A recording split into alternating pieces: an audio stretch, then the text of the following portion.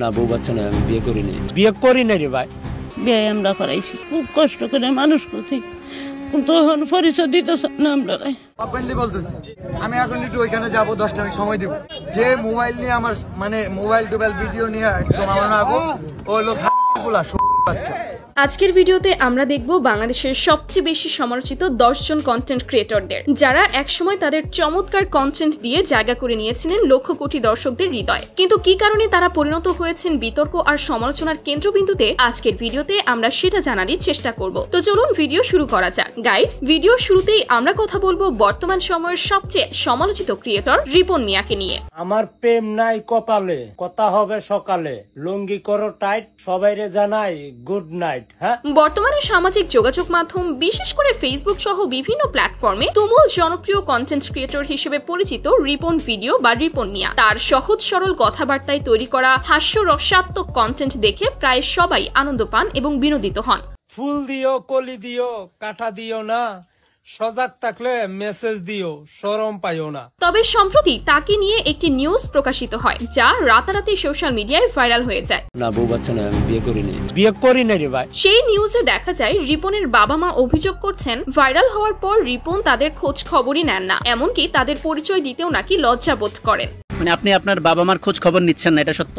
কষ্ট করে মানুষ করছি, পরিচয় দিতেছে না আমরা গরিব, পরিচয় দিলে যদি মান সম্মান না থাকে। এমন একটি সংবাদ প্রকাশের পরই সবার প্রিয় রিপন মিয়া পরিণত হন অনেকের চোখে অপছন্দের একজন ব্যক্তিতে। অনেক দর্শক পর্যন্ত তাকে বয়কট করার ডাক দেন। তবে পরবর্তীতে রিপন মিয়া তার ম্যানেজার এবং পরিবারের সদস্যরা সময় টিভির একটি সাক্ষাৎকারে এসে বিষয়গুলো পরিষ্কারভাবে ব্যাখ্যা করেন। স্ত্রীকে কেন ভাবি বলে সম্বোধন করলেন বা স্ত্রী পরিচয় কেন গোপন করলেন? ওইখানে দুইটা বিষয়, ওইখানে আমার ভাবিও ছিল, আমি মনে হচ্ছে ভাবির কথা। আর বিয়ে করছি, আমি চাচ্ছি না আমি বিয়ে করছি এটা অনলাইনে জানুক, আমি চাচ্ছি না আমার বউরে দেখাতাম। তবুও এখনো পর্যন্ত রিপন মিয়া রয়েছেন বাংলাদেশের দর্শকদের আলোচনার ও সমালোচনার কেন্দ্রবিন্দুতে। এরপর সমালোচিত কন্টেন্ট ক্রিয়েটরদের তালিকায় রয়েছেন থটস অফ বিল্লাল। অনুপ্রেরণার আরেক নাম থটস অফ বিল্লাল ভাই কিন্তু কাউকে কপি করতে বলে নাই।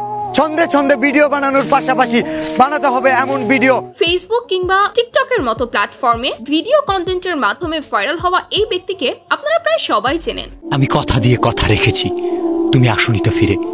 আমি ঘুরে দাঁড়ানোর গল্প লিখেছি পুরোটা জীবন ধরে। আমি অন্ধকারে আলো জ্বালিয়েছি, তবুও পাইনি খোঁজ। তাকে চেনার আরেকটি বড় কারণ হলো তিনি মাত্র 3 মাসে 44 লক্ষ টাকা ইনকাম করেছেন বলে দাবি করেছিলেন। 3 মাসে ইনকাম করছে 44 লাখ, এটা সবাই জানে। বিষয়টি কতটুকু সত্য তা স্পষ্ট না হলেও এই একটি বক্তব্যের কারণেই তিনি আগের চেয়ে কয়েক গুণ বেশি ভাইরাল হয়ে যান। ভালোবাসার এই আলো জ্বালাতে পেরেছে কজন?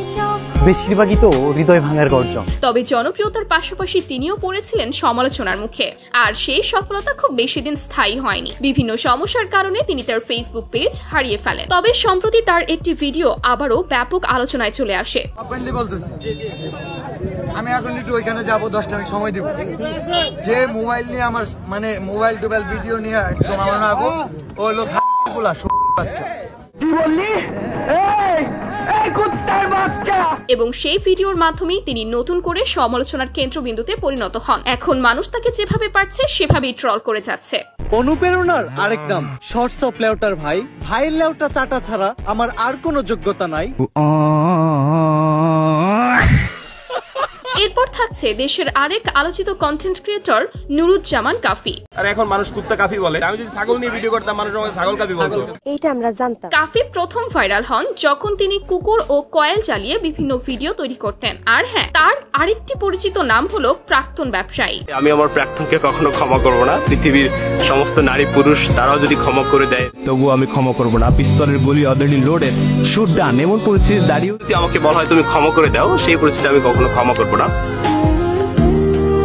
এরপর 2025 সালের শুরুর দিকে বইমেলার বই বিক্রির নামে মেয়েদের হাত ধরা এবং বিভিন্ন ভিডিওর কারণে তিনি আবারও ব্যাপক সমালোচনার মুখে পড়েন। 2025 সালের বইমেলা কাফিকে দ্বারা কিন্তু হাইলাইটেড হয়েছে, ভাইয়া অস্বীকার করা যাবে না, অবদান অস্বীকার করা যাবে না। যদিও কোটা আন্দোলনে তার অবদান নিঃসন্দেহে উল্লেখযোগ্য, তবুও তিনি সবসময় আলোচনার চেয়ে সমালোচনাতেই থেকেছেন বেশি। এরপর রয়েছে রাকিব হোসাইন।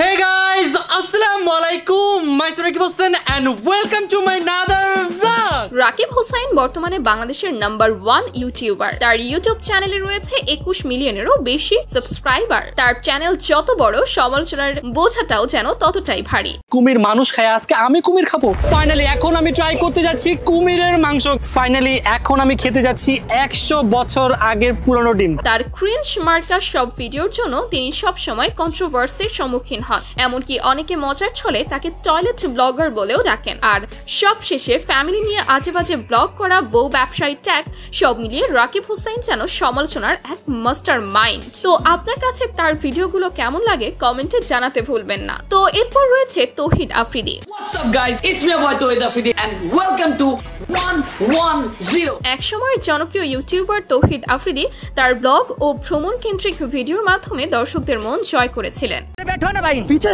पीछे ऐसे ऐसे ऐसे पाऊ को थोड़ा ऊपर करो, ऊपर के नहीं, ऊपर के नहीं, ऊपर के नहीं। भाई क्या कर रहे हैं भाई? তার কন্টেন্টগুলো একসময় বাংলাদেশের ইউটিউব ট্রেন্ডে প্রায় নিয়মিত ছিল। তবে সময়ের সাথে সাথে তিনি নানা বিতর্কের মুখে পড়েন। বিশেষ করে কোটা আন্দোলন বা জুলাই বিপ্লব চলাকালীন সময়ে তিনি ছাত্রদের বিপক্ষে গিয়ে সরকারের পক্ষ নিয়েছিলেন। হাসিনার পাঁচটা দালালদের মধ্যে তিনি ছিলেন অন্যতম ও সেরা দালাল, যার ফলে দেশের সাধারণ মানুষ তার নাম রাখে দালাল উদ্দিন আফ্রিদি। এই তো কয়েক মাস আগে পুলিশের হাতে আটক হন তৌহিদ আফ্রিদি। সব মিলিয়ে এক সময়ের প্রিয় মুখ এখন রয়েছেন বিতর্ক ও সমালোচনার কেন্দ্রবিন্দুতে। যাই হোক, এরপর রয়েছে নাসা ভাই বিনোদন। প্রতি নিঃশ্বাসে নাম তোমার লেখা আমার মনের ভিতরে। বর্তমান সময়ে বাংলাদেশের ফানি ক্রিয়েটরদের মধ্যে নাসা ভাই অন্যতম একজন। এই আকাশেতে লক্ষ তারা, চাঁদ কিন্তু একটা রে ইয়া। অন্য সব ক্রিয়েটরের তুলনায় তাদের হেটার্স একদমই কম। তবে কিছুদিন আগে একটি ভিডিও তাদের সমালোচনার মুখে ফেলে দেন। বলেন, আপনি বলেন, কি বলবেন, বলেন বলেন কি বলে দিব। আসসালামু আলাইকুম দর্শক, এই ভাইটাকে সবাই সাপোর্ট করবেন, ধন্যবাদ। এরপর তাদের নিয়ে নানা গুজব ও নেতিবাচক ভিডিও সোশ্যাল মিডিয়ায় ভাইরাল হতে থাকে। যদিও পরবর্তীতে তারা প্রত্যেকটি বিষয় সহজভাবে ব্যাখ্যা করেন, তবুও সেই বিতর্কের পর থেকে তারা কিছুটা সমালোচনার মধ্যেই রয়েছে। বিরক্ত করে দেয়, আমরা অনেক দূর থেকে আইছি, তোমার ভাইরাল ডায়লগটা একটু দেবা কি?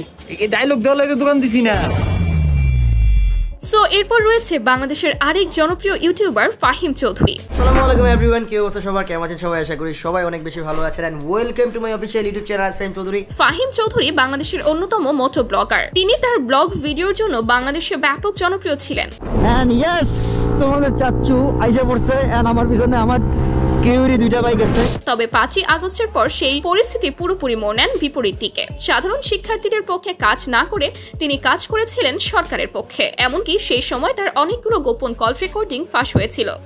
রাজীব ভাই যেন ফায়ার করে বিপরীতে দিচ্ছি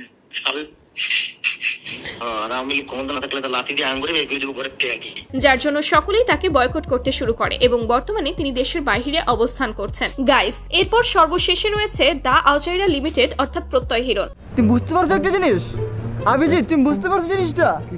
মানে ওর কিডনি নাই একটা, হ্যাঁ মানে আইফোন এক্স কিনছে। প্রত্যয় হিরণ ছিলেন একজন জনপ্রিয় ইউটিউবার এবং অভিনেতা। তখন তার ফানি ভিডিও কিংবা ধারাবাহিক নাটক সবই ছিল জনপ্রিয়তার শীর্ষে। কিন্তু সেই সময় তারা অনেক ভিডিওতে বেটিং সাইট প্রমোট করতে থাকে, যার কারণে প্রত্যয় হিরণ এবং তার টিম সদস্যরা গ্রেফতার হন পুলিশের হাতে। যার জন্য দা আজাইরা লিমিটেড পুরো টিম সমালোচনায় ডুবে যান। যদিও পরবর্তীতে তারা আবারও নতুন করে কামব্যাক করেছে। তোমায় আমি ভালোবাসি, পেলাম বড় শরম। এই তো ছিল বাংলাদেশের সবচেয়ে সমালোচিত 10 জন কন্টেন্ট ক্রিয়েটর। কাউকে ছোট করার উদ্দেশ্যে ভিডিওটি তৈরি করা হয়নি, ভিডিওটি শুধু ইনফরমেশন শেয়ার করার জন্য তৈরি করা হয়েছে। ভিডিওটি ভালো লাগলে ভিডিওটিতে একটি লাইক এবং আমাদের চ্যানেলটি সাবস্ক্রাইব করতে ভুলবেন না। দেখা হবে পরবর্তী ভিডিওতে। ধন্যবাদ সবাইকে, ততক্ষণ সবাই ভালো থাকবেন, সুস্থ থাকবেন, আল্লাহ হাফেজ।